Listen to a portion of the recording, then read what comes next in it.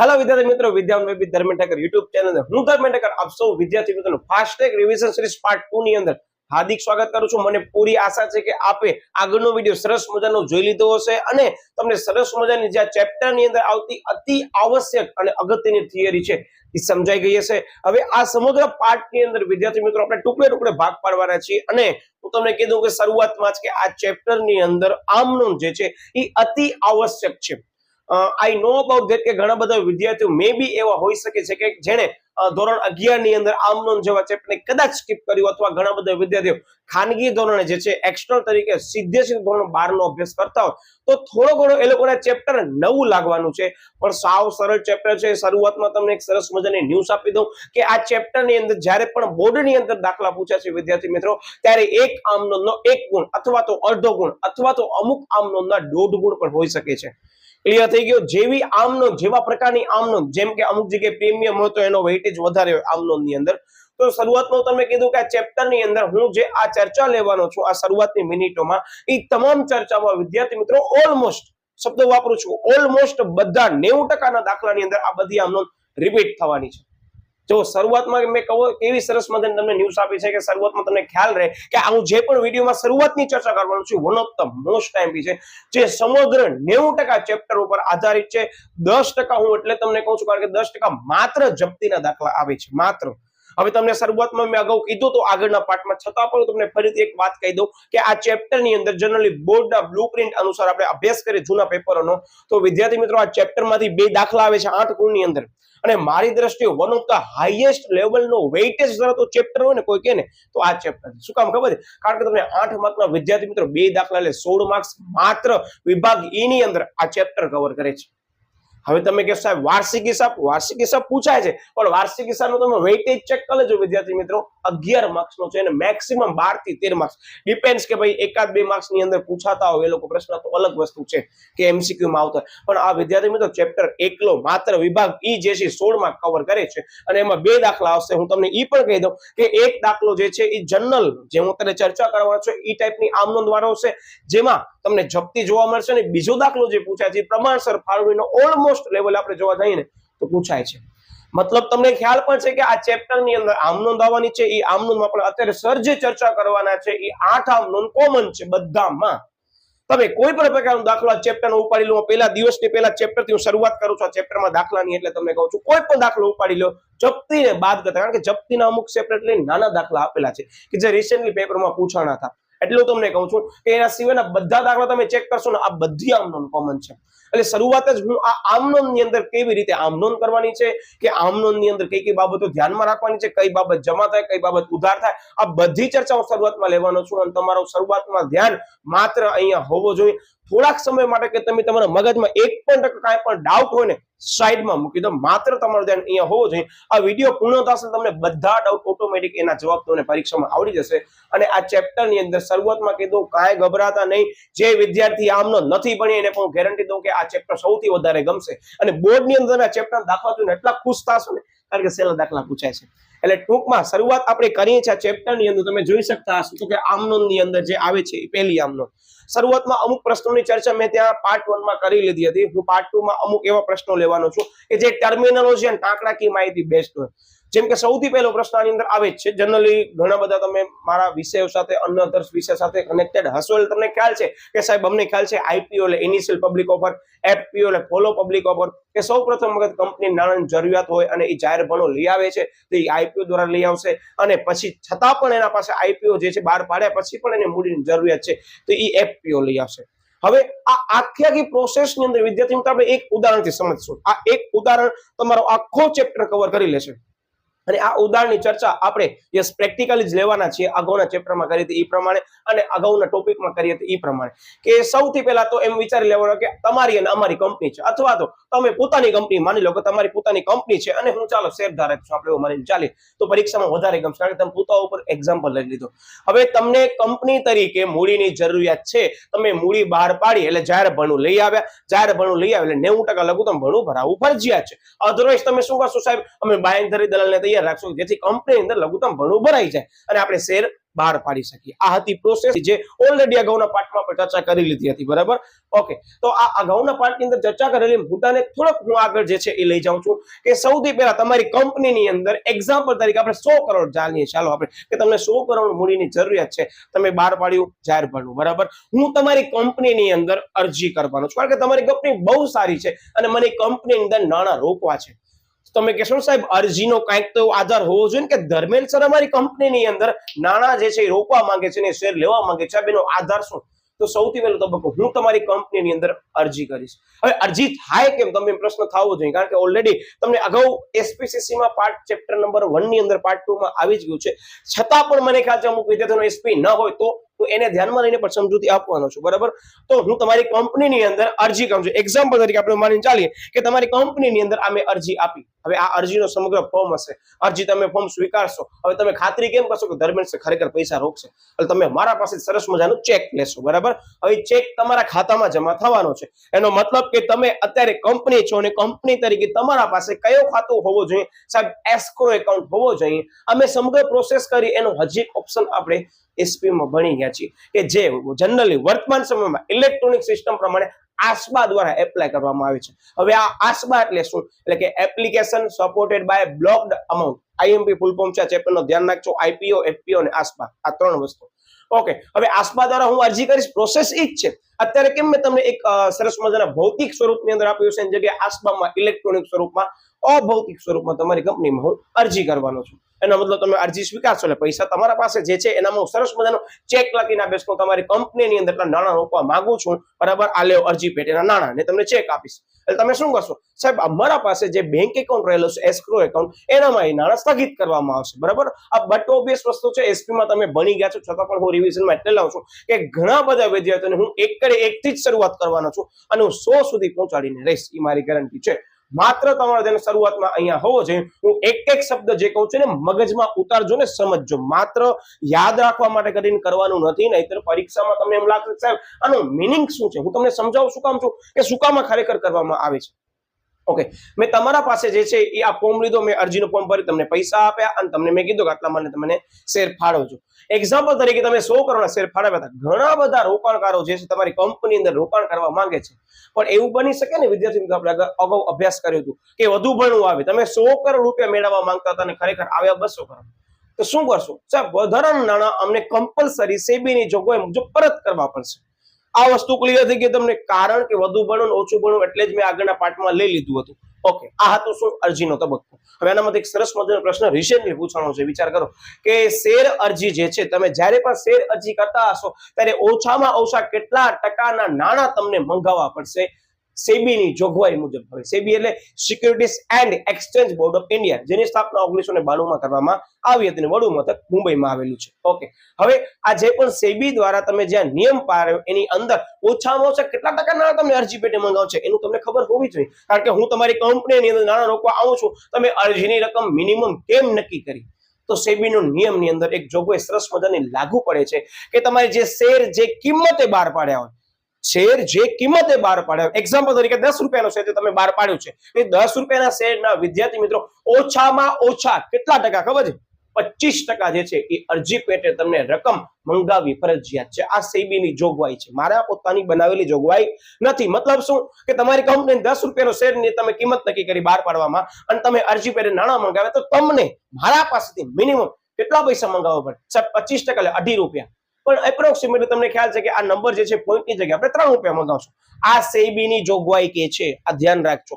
હવે મને એમ ન કહેજો કે સાહેબ અમુક જગ્યાએ દાખલાઓમાં કેમ આવી રીતે ચેન્જ કરવામાં આવ્યું છે. ડિપેન્ડ, કારણ કે દાખલા છે વિદ્યાર્થી મિત્રો એક સરસ મજાના એક એમ કહેવાય ને એક્ઝામ્પલ તરીકે બનાવવામાં આવ્યા છે કે જેમ વિદ્યાર્થીઓની સમજ થાય, પણ નિયમ એવા છે કે નિયમને ફોલો કરવો વર્તમાન સમયમાં ફરજિયાત છે. હવે અમે તમને સમગ્ર પ્રોસેસ કીધી ને, એ કંપની જે છે સૌથી પહેલા અરજીના નાણાં મગાવશે, પછી મંજૂરી નાણાં મગાવશે. મંજૂરી મતલબ શું કે તમારા શેર મંજૂર થઈ ગયા, પછી મંજૂર થઈ ગયા પછી ટુકડે ટુકડે તમે નાણાં મગાવશો. 10 રૂપિયા તમે એક સાથે લેવા માંગતા નથી, તમે ટુકડે ટુકડે રોકાણકારો પાસેથી પૈસા લેવા માંગતા હો ત્યારે આ સમગ્ર પ્રોસેસ તમને અત્યારે ભણવામાં આવે છે.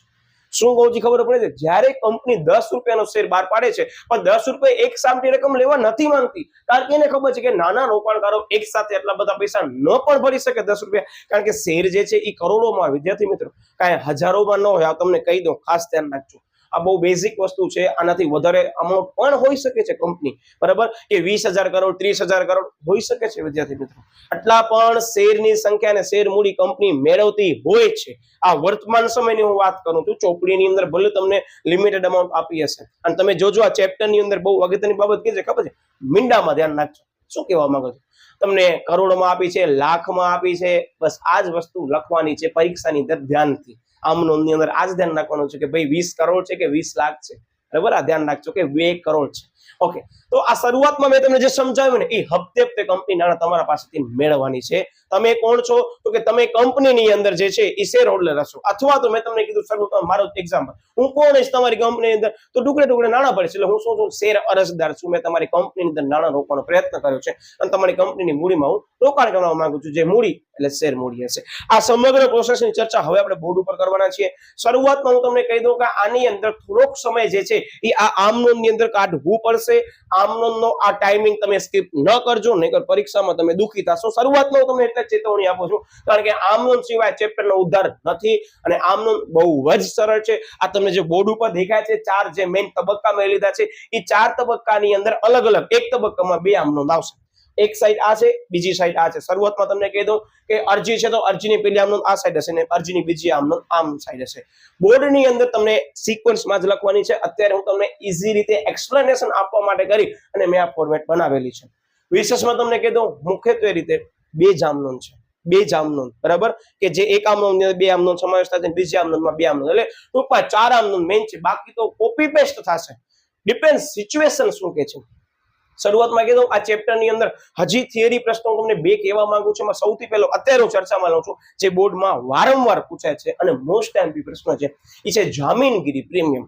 શરૂઆત જ હું તમને બેઝિક થી કરાવી દઉં છું, પછી દાખલામાં તો સમજાવવાનું છું કે જામીનગીરી પ્રીમિયમ એટલે શું. તમારી કંપની તમે કીધું સાહેબ અમે શેર બહાર પાડ્યા, તમે અરજી કરવા વાળા છો, ઓકે, નો ડાઉટ. તમારી કંપની 10 શેર બહાર પાડ્યા હશે વિદ્યાર્થી મિત્રો, તમારે શેરની કિંમત 10 રૂપિયા હશે. એક્ઝામ્પલ તરીકે અદાણી લઈ તો અદાણીના શેરની કિંમત 1 રૂપિયાથી કરીને 10 રૂપિયાની વચ્ચે છે. પણ વિદ્યાર્થી મિત્રો અત્યારે તમે સ્ટોક માર્કેટમાં ચેક કરશો અને શેરની કિંમત 1 થી 10 રૂપિયા છે, જોવો તો જરાક નથી, તમને કહી દઉં, બરાબર. એક્ઝામ્પલ તરીકે અદાણી એન્ટરપ્રાઇઝની અંદર એના શેરની બુક વેલ્યુ 1 રૂપીસ થી 10 રૂપીસની વચ્ચે છે. પણ અત્યારે એ અદાણી એન્ટરપ્રાઇઝના શેરની કિંમત સ્ટોક માર્કેટમાં માર્કેટ પ્રાઇસ વિદ્યાર્થી મિત્રો 2300 થી 2700 જે છે રૂપિયાની વચ્ચે એક શેરની કિંમત છે. સમજ્યા શું કહું છું? હા, ઓકે. હવે ટૂંકમાં તમારી જે બજાર કિંમત છે એ અને તમે જે બહાર પાડી હશે કિંમતમાં વેરિએશન હોઈ શકે છે, તફાવત હોઈ શકે છે. આ બેઝિક વસ્તુ તમને પહેલાથી કહી દઉં, નકર કે સાહેબ ખરેખર 10 રૂપિયાની કિંમત તો શેર બજારમાં આવે. શરૂઆતમાં મેં તમને એવી વસ્તુ કીધી છે કે જે અમુક વસ્તુ તમારા પાઠ્યપુસ્તક માટે જ છે, પ્રેક્ટિકલી એમાં ઘણા બધા ચેન્જીસ આવી ગયા છે, પણ તમારી સમજૂતી માટે કરી એ લોકોએ અમુક જોગવાઈ આપી દીધી છે, બરાબર. દાખલાની રકમ એ લોકોએ બહુ નાની જ રાખી છે. ઓકે, વિશેષમાં તમને કીધું કે આની અંદર જે છે આ અરજીનો તબક્કો અને મંજૂરીનો તબક્કો, આ 2 આમનોંધમાં ધ્યાન રાખવાનું છે. એક ની અંદર 2 આમનોંધ, એવી 2 આમનોંધ એટલે 4, કારણ કે એના ઉપર જ છે. સૌથી પહેલા કંપની અંદર હું તમારી કંપનીમાં અરજી કરવાનો છું. અરજી કરવાનો આધાર શું? સાહેબ તમે અમને પૈસા મોકલશો તો અમે માનશું કે ધર્મેન્દ્ર સર ખરેખર કંપનીમાં નાણાં રોકવા માંગે છે, બરાબર. ઓકે, તો આ વસ્તુની અંદર તમારી કંપની બહુ સારી રેપ્યુટેડ કંપની છે. ભલે તમારા શેરની કિંમત 10 રૂપિયા છે તમારા બુકની અંદર, કે તમે રોકાણ કરો ત્યારે ભલે 10 રૂપિયા હતી, પણ વિદ્યાર્થી મિત્રો તમારી કંપની બહુ રેપ્યુટેડ હોવાના કારણે એની ખરેખર બજાર કિંમત વધારે હોવી જોઈએ. તો તમે જે છે એ કોણ છો? તમે પ્રમોટર હશો, અને અમે કોણ છીએ? નાણાં રોકવા વાળા અરજદારો છે. તો તમે અમારા પાસેથી 10 રૂપિયા નહીં લો. શું કામ? કે તમારી રેપ્યુટેડ કંપની છે. તમે 10 રૂપિયા લેશો તો નો ડાઉટ, પણ અત્યારે તમારી કંપની અદાણી લેવલની હશે તો સાહેબ ના, બરાબર હશું તમે કીધી વધારે કિંમતે અમે શેર બહાર પાડશો. જે વધારે કિંમતે તમે શેર બહાર પાડો છો ને, તો જે વધારાની અમાઉન્ટ છે ને વિદ્યાર્થી મિત્રો, એને કહેવાય જામીનગીરી પ્રીમિયમ. જે જામીનગીરી પ્રીમિયમ કંપની માટે કરી એક આવક ગણાય છે, મૂડી નફો ગણાય છે. શું કામ? એની ચર્ચા હું આગળ લેવાનો જ છું. ઓકે, હવે આ મૂડી બહાર પાડવા માટે કરી વધારાની રકમ તમને મળી એટલે મૂડી નફો થયો કે તમે 10 રૂપિયાનો શેર તમારા પાસે રહેલો હતો, પણ ખરેખર બજારની અંદર તમે એ શેર કેટલા કિંમતે બહાર પાડ્યો ખબર છે? 15 રૂપિયા કિંમતે બહાર પાડે. એનો મતલબ તફાવત કેટલો થયો સાહેબ? 5 રૂપિયા. આ જે તફાવત છે ને વિદ્યાર્થી મિત્રો, એને શું કહેવાય ખબર? પ્રીમિયમે તમે બહાર પાડેલ શેર કહેવાય. બીજી વસ્તુ, 10 રૂપિયાનો શેર હતો, 10 રૂપિયા જ બહાર પાડ્યો એટલે શું? મૂળ કિંમતે બહાર પાડ્યું કહેવાય. અને 10 રૂપિયાનો શેર તો કદાચ તમે જે છે વટાવે બહાર પાડો છો, મતલબ કે 8 રૂપિયા કિંમતે બહાર પાડો છો, તેને વટાવે બહાર પાડ્યું કહેવાય. અને વર્તમાન સમયની અંદર સ્વેટ ઇક્વિટી શેર સિવાય કંપની કોઈ વટાવે બહાર પાડી શકતી નથી, એવું સેબીની જોગવાઈ કહે છે. ક્લિયર થયું? ઓકે, મતલબ તમારી બુકમાં 10 રૂપિયા લખેલા છે, તમને એ શેર જે છે 10 રૂપિયાથી વધારે તો 10 રૂપિયા બહાર પાડવા જોઈએ, સેબીની જોગવાઈ કે છે, ધ્યાન રાખજો. બરાબર? Okay, yes. આ હતી બેઝિક સમજૂતી. હવે આપણે આમનો એક એક લઈએ છીએ. એક એક આમનો ની અંદર અત્યારે તમને કોઈ નોટિંગ કરવાનું નથી, તમારું ધ્યાન માત્ર અહીંયા હોવો જોઈએ. તમને ક્રાઇટેરિયા ખબર પડી જશે કે મને કઈ બાબતમાં ધ્યાન લેવાનું છે. ફરીથી કહી દઉં, આમનો 2 તબક્કા એટલે 4 જ આમનો યાદ રાખવાની છે. બાકીની આમનો એના ઉપર ડિપેન્ડન્ટ જ છે, ખાલી રકમ ચેક કરવાની છે. બરાબર ને? આ 8 આમનો તમને જે બોર્ડ ઉપર દેખાય છે, ભલે તમે કહો સાહેબ 6 આમનો છે, પણ બીજી 2 આમનો અંદર મેં છુપાયેલી રાખી છે. એ 8 આમનો બધા દાખલામાં કમ્પલસરી કોપી પેસ્ટ કરવાની છે. માત્ર મેં અલગ પેનથી નોટિંગ કર્યું છે, એ તમને જોવાનું છે. અને પરીક્ષાની અંદર શાંતિથી 2 વાર રકમ વાંચો, ઝડપ કરતા નહીં. ઓકે, હવે આપણે આગળ વધીએ છીએ. ખાસ ધ્યાન આપજો. સૌથી પહેલો તબક્કો મેં તમને કીધું શેર અરજીનો, મેં તમને પ્રેક્ટિકલી સમજાવ્યું. તમારી કંપનીએ શેર બહાર પાડ્યા છે, હું અરજદાર છું, હું તમારી કંપનીની અંદર નાણાં રોકવા માટે કરી અરજી કરીશ, અરજીનો ફોર્મ ભરી તમને આપીશ. સાથે પુરાવા તરીકે તમને એમ ખાતરી આપવા માટે કે હું ખરેખર નાણાં રોકવાનું છું, એટલે હું તમને શું આપીશ? એક ચેક આપીશ. ચેક અથવા રોકડ, પણ રોકડ વર્તમાન સમયમાં લેવામાં આવતી નથી, કારણ કે આસપા પદ્ધતિ આવી ગઈ છે. બરાબર? એટલે તમે મારા પાસેથી ચેક લેશો, એ ચેક તમે ક્યાં મૂકશો? સાહેબ અમારી કંપનીમાં જે બેંક એકાઉન્ટ હશે એનામાં તમે જઈને રાખી દેશો. એનો મતલબ શું? કે તમે અત્યારે તમારા બેંકની અંદર જે છે એ નાણાં ભરવા જશો. એનો મતલબ સૌથી પહેલો તબક્કો અરજી વખતે પૈસા પહેલા આવશે તમારા પાસે. શું કહું છું? અરજીનો સૌથી પહેલો તબક્કો તમારા પાસે આ પૈસા આવશે. આપણે અગાઉના ચેપ્ટરમાં ભણી ગયા છે કે બેંકની અંદર પૈસા આવે તો હંમેશા શું થાય? બેંક ખાતું ઉધાર થાય. તો બેંક ખાતું ઉધાર થાય તો જમા શું કરશું? સાહેબ પૈસા જે છે એ એપ્લાય કરવા વાળા, અરજી એપ્લાય કરવા વાળા લોકો કોણ હશે? સાહેબ શેર ધારકો છે. એક જ શેર ધારક હશે. એક્ઝામ્પલ તરીકે તમારી કંપની જે છે એનું નામ અદાણી છે, તમે ઘણા બધા જે છે એ શેરની રકમ મેળવવા માંગો છો શેર મૂડી પેટે, તો તમારી કંપનીમાં એક જ જણ હશે? અરે સાહેબ લાખો કરોડો જે છે એ રોકાણકારો હશે. હવે લાખો કરોડો રોકાણકારોના ખાતે તમે જમા કરી શકશો તમારી બુકની અંદર? સાહેબ બટ ઓબ્વિયસ વસ્તુ છે, લાખો કરોડો લોકોને જમા કેમ થાય? એક એક વ્યક્તિનું નામ કેમ લખાય? તો એ લોકોએ ધ્યાન રાખજો, શું કર્યું ખબર છે? એ લોકોએ દરેક વ્યક્તિનું નામ લખ્યું નહીં. ફરીથી કહી દઉં, તમે ધોરણ 11 માં અભ્યાસ કરી ગયા હતા કે બેંક ખાતાની અંદર પૈસા આવે એટલે બેંક ખાતું ઉધાર થાય. આપનાર કોણ છે? આપનાર વ્યક્તિઓ, તો વ્યક્તિ ખાતે જમા થવું જોઈએ. પણ એ વ્યક્તિ એકલો નથી. બરાબર? ઘણા બધા અસંખ્ય લોકો જે છે એ રોકાણ કરો, પૈસા રોકવાના છે, તો એના ખાતે જમા ન થાય. બટ ઓબ્વિયસ વસ્તુ છે. તમે ક્યારેક કોઈ ચોપડીની અંદર જઈ, કોઈ પણ બુક્સ ઓફ એકાઉન્ટમાં જઈ અને જોયું છે કંપનીમાં કે શેર કેપિટલ જે છે એની અંદર જે છે એ જમા જે છે વ્યક્તિના નામથી થયું? સાહેબ ન થાય. રોકાણકારો કરોડો હોય ને રોજબરોજની સંખ્યા બદલતી હોય, એ તમને ખ્યાલ છે. તો એનો મતલબ શું ખબર છે? તો હવે આપણે અહીંયા જમા શું કરશું ખબર છે? અરજી ખાતું જમા કરશું. હવે ખબર પડી ગઈ શું કામ અરજી ખાતું જમા થાય છે. આવું તમામ જે તમને વસ્તુઓ સમજાવું છું ને વિદ્યાર્થી મિત્રો, એ બધી જ વસ્તુઓ તમને કહી દઉં. સીએ, સીએસ, બરાબર, વિશેષમાં તમને કહી દઉં કે તમારો બીબીએ, બીકોમ, બરાબર, એમબીએ, એમકોમ બધામાં આવશે. કોમર્સને લગતી કોઈ પણ ડિગ્રીમાં એકાઉન્ટિંગ સબ્જેક્ટ હશે, આ ચેપ્ટર તમારો પીછો નહીં મૂકે. મારો શબ્દ યાદ રાખજો. એટલે હું બેઝ જ કરાવવાનો છું શરૂઆતમાં, બધો બેઝ એવો તમારો આમ નીચોડીને આપી દઈશ તમારા માટે કે તમને પરીક્ષાની અંદર જો ને તો પ્રશ્ન નહીં જ ઉદ્ભવવા દો. પરીક્ષામાં આ એક્ઝામ્પલ વિચારજો, એટલે જ મેં તમને તમારી કંપનીનો જે છે એ સરસ મજાનો વ્યક્તિ બનાવી દીધો છે અને હું રોકાણકાર બની ગયો છું કે તમને પરીક્ષામાં યાદ રહે. તમારી સામે ઊભા છે એ રોકાણ કરે છે, તમે કંપનીના માલિક હશો, બસ વિચારજો. અને મતલબ સૌથી પહેલો તબક્કો સાહેબ બેંક ખાતે ઉધાર થશે આમનોની અંદર, તે ઇક્વિટી શેર અરજી ખાતે જમા થશે, કારણ કે આપણે અરજી પેટે નાણાં મંગાવ્યા ને આપણને નાણાં સૌથી પહેલા મળ્યા, એટલે બેંકમાં નાણાં પહેલા જમા થશે. પછી તમે વિચારશો કે ભાઈ ઘણા બધા લોકોએ જે છે અરજી કરી છે, એમાંથી કેટલા લોકોની હું અરજી મંજૂર કરું. તમે એક્ઝામ્પલ તરીકે વિદ્યાર્થી મિત્રો જસ્ટ પણ એક્ઝામ્પલ લઉં છું કે તમે 100 કરોડ જે છે એ નાણાં મેળવવા માંગતા શેર મૂડી પેટે, બરાબર? ઓકે, હવે સમજો, તમે 100 કરોડના જે છે એ શેર બહાર પાડ્યા હતા, પણ તમને જે છે અહીંયા લખી દઉં બહાર પાડ્યા, અને તમે જે છે એ 200 કરોડ રૂપિયાની વિદ્યાર્થી મિત્રો શું આવી છે ખબર છે? અરજી આવી છે. હું તમને પ્રશ્ન પૂછું, તમને જોઈતા કેટલા હતા? 100 કરોડ. અને અરજી કેટલા લોકોને આવી? સાહેબ 200 કરોડની આવી. તમે શું કરશો? 200 કરોડ રાખી શકશો? સાહેબ સેબીના નિયમ પ્રમાણે હવે વિજ્ઞાપન પત્રમાં ચોખ્ખો ઉલ્લેખ કર્યો છે કે તમને 100 કરોડ જોઈએ છે, તો વધારાના નાણાં તમને શું કરવા પડે? સાહેબ પરત કરવા પડે. એનો મતલબ કે તમે વધારાની અરજી જે છે એના નાણાં પરત કરી દેશો. અને હંમેશા ધ્યાન રાખજો, આખા ચેપ્ટરની અંદર પૈસા આવશે ને ત્યારે બેંક ખાતું ઉધાર થશે, ને પૈસા જશે ત્યારે બેંક ખાતું શું થશે? સાહેબ જમા થશે. એટલે જો હું તમને બીજી આમનો સમજાવું છું, ખાસ ધ્યાન રાખજો. આનામાં શું છે? તમને અરજી પેટે બેંકમાં નાણાં આવે એટલે અરજી પેટે તમને નાણાં મળ્યા, બાબત જેમાં આ લખવાનું. જનરલી પરીક્ષામાં ઉલ્લેખ હશે કે બાબત જે લખવાની કોઈ જરૂરિયાત રહેતી નથી, કારણ કે આની અંદર એક આમ નામનો 1 માર્ક્સ અથવા 1.5 માર્ક્સ અથવા અડધો માર્ક્સ હશે, દાખલા અનુરૂપ હશે. બરાબર, હું તમને કહીશ કે આ દાખલામાં જો આનો માર્ક્સ એટલો હોઈ શકે છે. Okay, yes. પછી શું થશે, તો આ જે અરજી હતા એ અરજીમાંથી અમુક અરજી તમે શું કરશો સાહેબ, શેર મૂડીમાં કન્વર્ટ કરશો. એક્ઝામ્પલ તરીકે મેં તમારી કંપનીની અંદર જે છે એ 1 કરોડ રૂપિયા જે છે એ એપ્લાય કરવા માટે અરજી કરી હતી. તમને ખ્યાલ છે કે ના ધર્મેન્દ્ર સર બધા જે છે એને શેર ફાળવવાના છે, તો તમે મારા જે અરજીના નાણાં હતા હવે તમે શેમાં લઈ જશો ખબર છે, શેર મૂડીમાં કન્વર્ટ કરશો. પહેલા શું હતો ખબર છે, હું તમારો જે છે કંપની અંદર એપ્લાય કરવા વાળો વ્યક્તિ હતો અને બીજા તબક્કામાં તમે મને મંજૂર કર્યો. શું કહું છું, ફરીથી કહું, સૌથી પહેલા હું તમને પૈસા આપીશ, એવા ઘણા બધા રોકાણકાર તમને પૈસા આપશે. હવે એમાં તમે બધા લોકોની અરજી નહીં મંજૂર કરો. શું કામ? કન્ડિશન આ છે સાહેબ, વધારે અરજી આવી હશે તો અમુકના જે છે સાહેબ અમે નાણાં પરત કરી દેશું. જો એ પરત કરી દેશો તો વિદ્યાર્થી મિત્રો બેંક ખાતાની અંદર રકમ આવશે. ખાસ ધ્યાનથી સમજજો. પછી જે ખરેખર તમે અરજી મંજૂર કરવાના હતા, મતલબ શું, તમે 100 કરોડ જે છે એ મંજૂર કરવાના હતા, તો આ 100 કરોડ ક્યાં આવશે, તો ધ્યાન રાખજો, 100 કરોડ રૂપિયા વિદ્યાર્થી મિત્રો તમારા ધ્યાન રાખજો, આ જમામાં આવશે. જમામાં કયામાં આવશે ખબર છે, તો જમાની અંદર આવશે, શેર મૂડીમાં આવશે. વધારાની અરજી તમે પરત કરવાના છો. એટલે હું તમને જે સમજાવું છું તમારા ધ્યાન માટે છે, ખાસ ધ્યાન રાખજો. શું કામ કરવાનું છે એ એક એક એન્ટ્રી સમજાવું છું.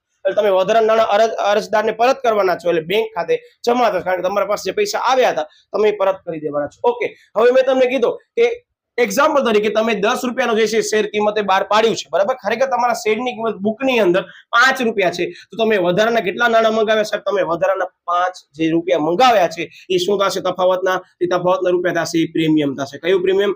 જામીનગીરી પ્રીમિયમ ખાતું. તો જ્યારે જામીનગીરી પ્રીમિયમ તમારી કંપનીની અંદર હું આપું છું, 10 રૂપિયા જે છે એ હું તમને આપું છું, જેમાં 5 રૂપિયા અરજીના છે અને 5 રૂપિયા તમે જે છે એ પ્રીમિયમ મંગાવ્યું છે, તો પ્રીમિયમ વધારાનું તમે લીધા, તમારા માટે આવક કહેવાય, જાવક કહેવાય.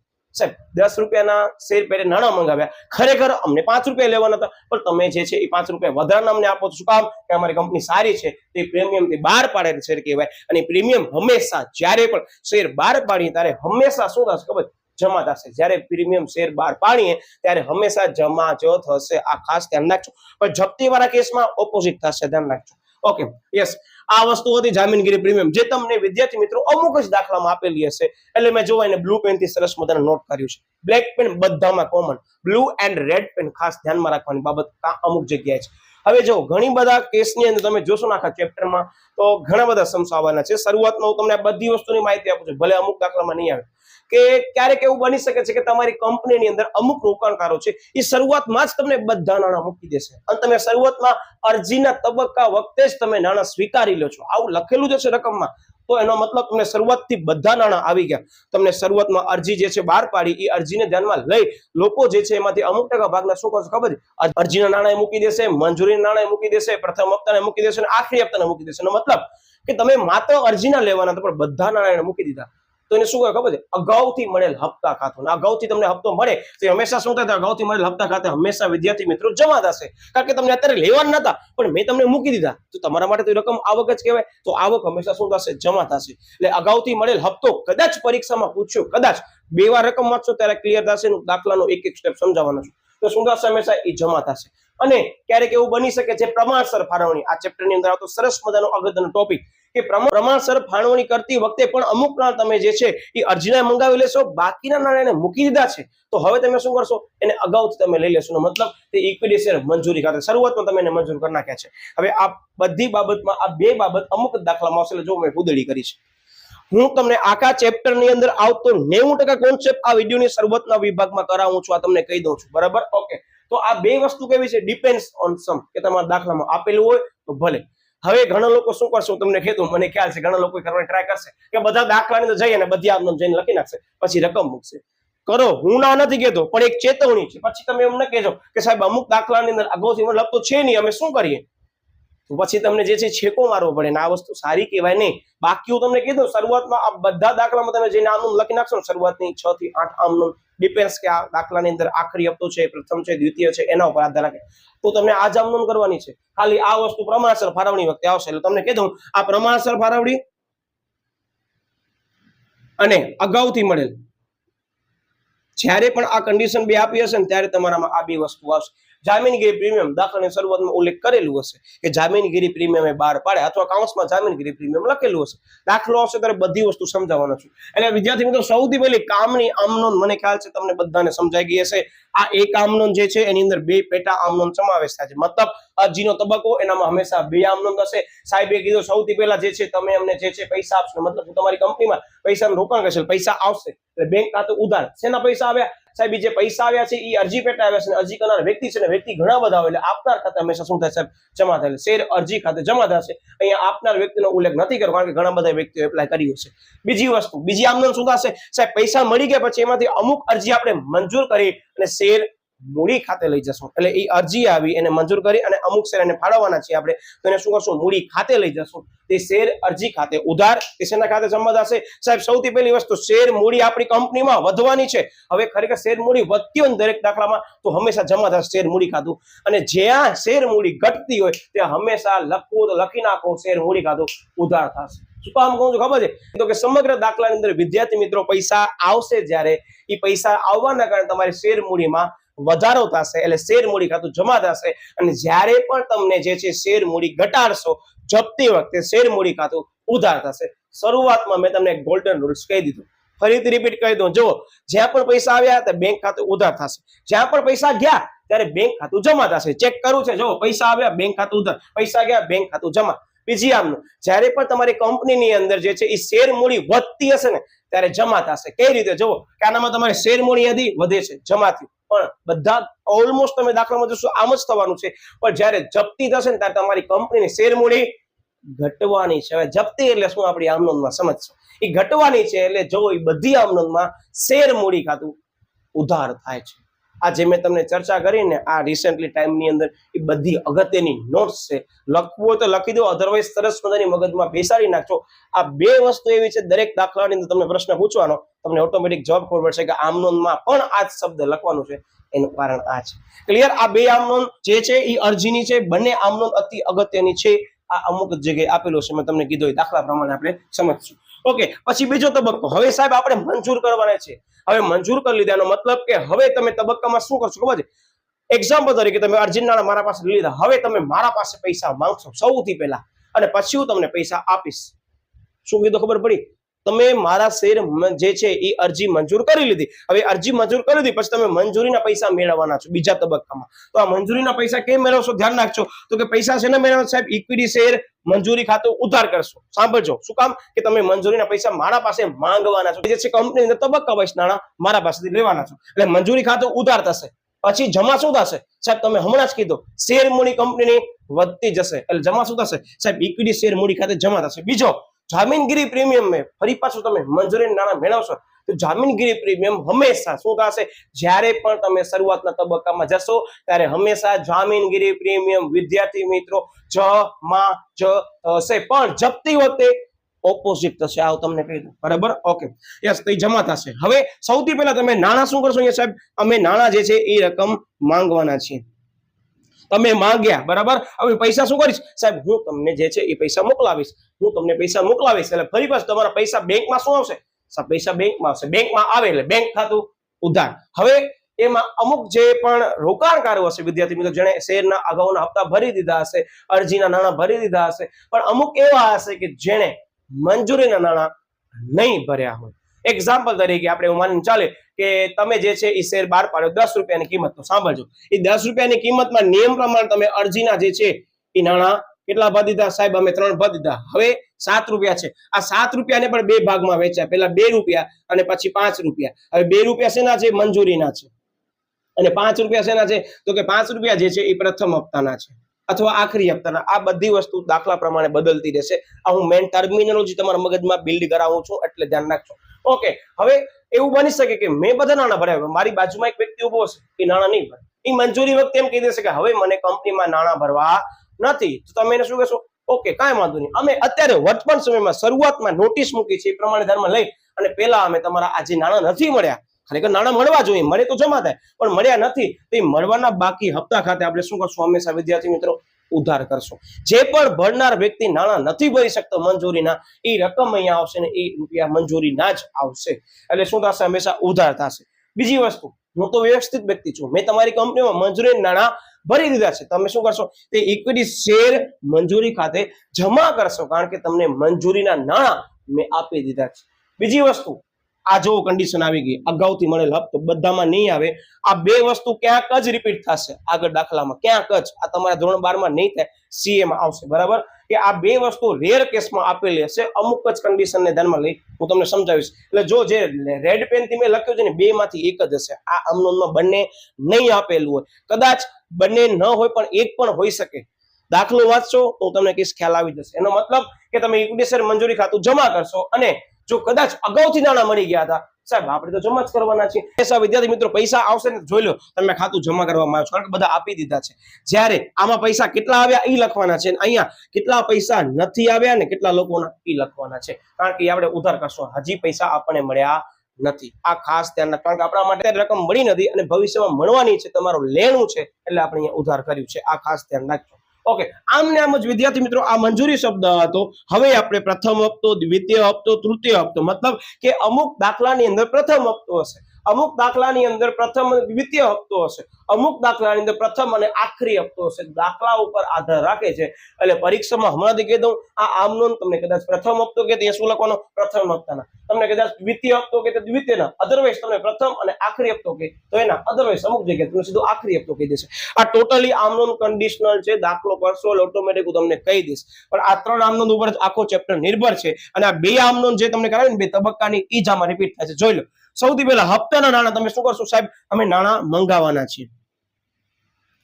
બરાબર? અહીંયા નાણાં ખરેખર શું થયા હશે સાહેબ? અહીંયા નાણાં મળશે. બરાબર? આ દાખલાની અંદર નાણાં તમને મળવાના છે, જેમાં અમુક નહીં આવે અને અમુક મળી જશે. અહીંયા શું છે? દાખલા મળશે અથવા નહીં મળે, આ બે કન્ડિશન છે. અમુક લોકો એપ્લાય કરશે ત્યારે આપી દેશે, અમુક નહીં આપે એના ખાતે ઉધાર કરશો. આ બેઝિક વસ્તુ મેં તમને કીધી એ જ આવે. જુઓ કે માંગવાના છે, મતલબ કે ઇક્વિટી શેર પ્રથમ હપ્તો, તો પ્રથમ હપ્તો, દ્વિતીય હપ્તો, દ્વિતીય હપ્તો, આખરી હપ્તો, તો આખરી હપ્તા ખાતે શું કરશું સાહેબ? ઉધાર કરશું. જમા શું કરશું સાહેબ? ઇક્વિટી શેર મૂડી ખાતે તમારી કંપનીની અંદર મૂડી વધવાની છે. ખબર પડી ગઈ ને? એટલે મૂડી ખાતું શું? મૂડી વધે છે હંમેશા જમા થશે. બરાબર? અને તે જામીનગીરી પ્રીમિયમ ખાતે જમા. જો જામીનગીરી પ્રીમિયમ બધામાં અલગ અલગ સેપરેટલી હોઈ શકે. જો એવું વિચારતા નહીં સાહેબ અહીંયા જશે ઈ જ અહીંયા આવશે ના. આ તમારી ભૂલ છે. પરીક્ષામાં આપણે જ્યારે પણ દાખલો કરશું ત્યારે કેમ ગણવાના છે એ હું તમને આના પછી કહેવાનો છું. ઓકે, પછી સૌથી પહેલા માંગવાના હતા, આપણે માંગ્યા, કારણ કે આપણે લોકોને એક સરસ મજાનો યાદી આપી કે ભાઈ તમને જે છે આટલા લોકો જે છે અને આટલા આગળના હપ્તા ભરી લીધા છે.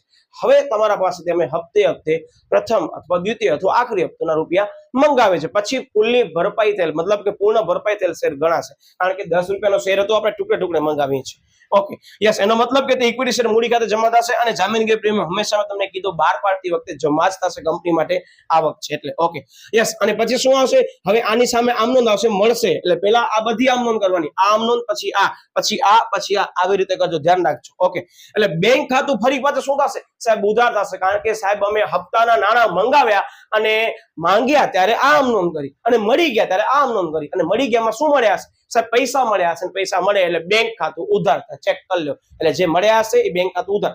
અમુક જે છે એ અરજદારે નાણાં મોકલ્યા નહીં હોય. હશે અમુક જણા કે જે કંપનીની અંદર આવું કરશે કે પૈસા નહીં મૂકે. હવે તમે કહેશો સાહેબ આ લોકો અહીંયા જ જ્યારે એપ્લાય કરે છે નથી મોકલતા, તો સાહેબ અહીંયાથી જ એના શેર જપ્ત ન કરી લેવાય? હવે તમે કહેશો શેર જપ્તી એટલે શું? હું તમને બેઝિક વસ્તુ કહી દઉં, વિસ્તૃત સમજૂતી આપણે દાખલામાં કરશું. તો ધ્યાન રાખજો વિદ્યાર્થી મિત્રો હંમેશા કે જ્યારે પણ કંપનીની અંદર તમે જ્યારે પણ તમારા શેર અરજદારને જે છે એ નાણાં નથી મોકલાતો, તો સૌથી પહેલા તમે મળવાના બાકી હપ્તા ખાતે ઉધાર કરશો. પહેલો એક તમે એને ચાન્સ આપશો. બીજા હપ્તા નાણાં મંગાવશો ત્યારે તમે એને ચાન્સ આપશો કે ભાઈ તમે હજી નાણાં જે છે મોકલ્યા નથી, બીજો હપ્તા વખતે. હવે કરશો શું તમે? બીજો મતલબ તમે સમજો ને, બીજો તબક્કો, હપ્તો ન કહેવાય. સૌથી પહેલા મંજૂરી નાણાં તમે નથી મૂક્યા, બીજો તમે હપ્તા નાણાં નથી મૂક્યા, અને હવે જો છે આપણે માનશે નહીં તો ત્રીજી કન્ડિશનની અંદર આપણે એના શેર જપ્ત કરશું. હવે શેર જપ્તી એટલે શું હું તમને સમજાવું છું. પહેલા આપણે આખી આમ સમજી લઈએ છીએ. ઓકે, તો તે મળવાના બાકી હપ્તા ખાતે ઉધાર, જે નથી મૂક્યા એ નાણાં આવશે, તે શેર હપ્તા ખાતે આવે. અહીંયા જો મેં આમ ટૂંકી કરી છે. કદાચ તમને પરીક્ષામાં કે પ્રથમ હપ્તો, તે ઇક્વિટી શેર પ્રથમ હપ્તા ખાતે. કદાચ તમને કે ઇક્વિટી શેરનો બીજો હપ્તો છે, મતલબ ઇક્વિટી શેર દ્વિતીય હપ્તા ખાતે. કદાચ તમને કે આખરી હપ્તો, ઇક્વિટી શેર આખરી હપ્તા ખાતે. આમ નોંધ આમ જ કરવાની છે. હું તમને કહી દઉં કે અમુક દાખલાની અંદર તમને હપ્તા કેમ જ ખબર છે? સૌથી પહેલા મેં પ્રથમ હપ્તો અને પછી આપેલું હશે આખરી હપ્તો. જનરલી આ રીતે પ્રકારની આમનોંધ તમને આવે છે એટલે તમને ખ્યાલ હોવી જોઈએ કે સરે ભલે એક આમનોંધ કરી છે પણ તમને હપ્તા વાઇઝ અલગ અલગ આમનોંધ કરવી પડશે જે આપણે દાખલામાં કરવાના જ છીએ. એનો મતલબ કે શરૂઆતમાં મેં તમને જે આ બધી આમનોંધ કરાવી એ અગત્યની હતી. હવે મેં તમને કીધું શેર જપ્તી એટલે શું. એક્ઝામ્પલ તરીકે તમારી કંપનીની અંદર મેં તો બધા જ નાણાં ભરી દીધા વિદ્યાર્થી મિત્રો, પણ અમુક એવા જે છે અરજદાર જેણે નાણાં ભર્યા નથી, તો એને જેટલા પણ અગાઉ નાણાં ભર્યા હશે ને તમે એ નાણાં જપ્ત કરી દેશો અને જે નાણાં નથી ભર્યા ને એટલા ટકાને ધ્યાનમાં લઈ એટલી કિંમતને ધ્યાનમાં લઈ તમે શેર ફરીથી બહાર પાડશો.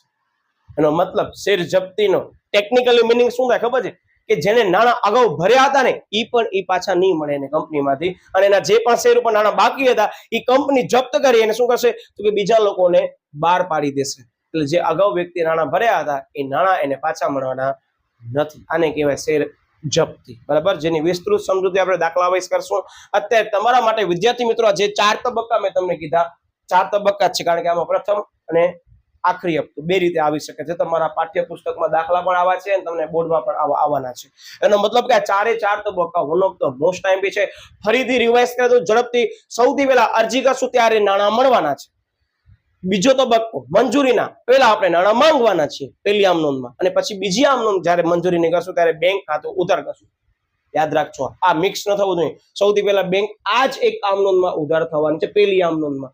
બાકી બધી આમનોંધની અંદર પહેલા આપણે નાણાં માંગશું, પછી પૈસા આવશે એટલે બેંક ખાતું ઉધાર થશે. ફરી પાછું હપ્તાના નાણાં માંગશું, પછી પૈસા આવશે એટલે બેંક ખાતું ઉધાર થશે. ટૂંકમાં હું એટલું જ કહેવા માંગુ છું, પ્રથમ આમનોંધ જે પહેલી એવી છે કે જેનામાં સૌથી પહેલી આમનોંધમાં જ બેંક ખાતું ઉધાર થવાનું છે.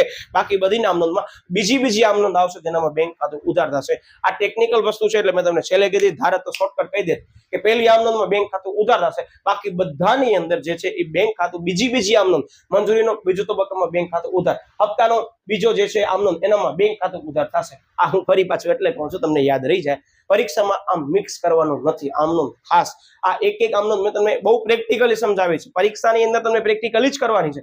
અને હવે કેમ કરવાનું છે તબક્કો આપણે આગળ વધીએ છીએ. કદાચ તમને એવું લાગતું હોય આ નોટ કરવું છે તો કરી લો ને. એક પ્રશ્ન કીધું ખબર છે ને 25% વાળો મિનિમમ, આ ધ્યાન રાખજો. બરાબર, આ ખાસ તમારા પાઠ્યપુસ્તકમાં અથવા કોઈ પણ જગ્યાએ નોટ કરી શકો છો. હવે આ વસ્તુ હું ઇરેઝ કરી નાખું છું. આ 10 ને 5 તમને દાખલામાં આવવાના છે એટલે કોઈ પણ રિક્વાયરમેન્ટ અત્યારે નથી. એટલે જ્યાં તમને કિંમત દેખાય છે એ બધી કિંમત હું ઇરેઝ કરી નાખું છું, કારણ કે આ વસ્તુ સમજૂતીનો ભાગ છે અને સમજૂતી આપણે દાખલામાં સમજવાના જ છીએ. આ તો તમને પ્રેક્ટિકલી ધ્યાન રહે એટલે મેં વિદ્યાર્થી મિત્રો અહીંયા લીધી છે. આ ભલે તમે નોટ કરી શકો છો. ઓકે, મેં આ બધી આમનોંધ છે. ગમે તે પરીક્ષા દેવા જાઓ ત્યારે આ આમનોંધ વાળો શરૂઆતનો તબક્કો જોવું પડશે. સ્કીપ કરશો તો મિસ્ટેક થઈ શકે છે. ફરી પાછું કહી દઉં, આ બધી બાબતો એક્સ્ટ્રા જ છે. બરાબર, એટલે ખાસ આ વસ્તુ તમે નોટ કરવી હોય તો કરી લેજો. લાલ પેન કદાચ આપી હશે, કદાચ નહીં આપી હોય. બ્લુ પેન નોર્મલી આપી હશે તમને કહી દઉં, અને બ્લેક પેન કમ્પલસરી બધા દાખલામાં આવશે. જપ્તી સેપરેટલી પૂછાય એના સિવાય, કારણ કે અમુક દાખલા જપ્તી વાળા સાવ સેપરેટલી આવે છે. તમે આનો સ્ક્રીનશોટ લઈ શકો છો. અને આ આમનોંધ પરીક્ષા વખતે કમ્પલસરી તમને સિક્વન્સ આમ જ લખવાનું છે, 1 2 3 આવી રીતે લખવાનું નથી. આ તમને સમજાય એટલે મેં બાજુમાં લખી છે. ઓકે, આ વસ્તુ વિદ્યાર્થી મિત્રો ખાસ મગજમાં બેસાડી લેજો. મને પૂરી આશા છે કે આ ચેપ્ટરની અંદર જે અગત્યનો પાર્ટ કહેવાય શરૂઆતનો એ તમને સરસ મજાનો સમજાઈ ગયો હશે. મળીએ છીએ હવે આપણે દાખલાની સિરીઝ સાથે. ત્યાં સુધી બાય બાય.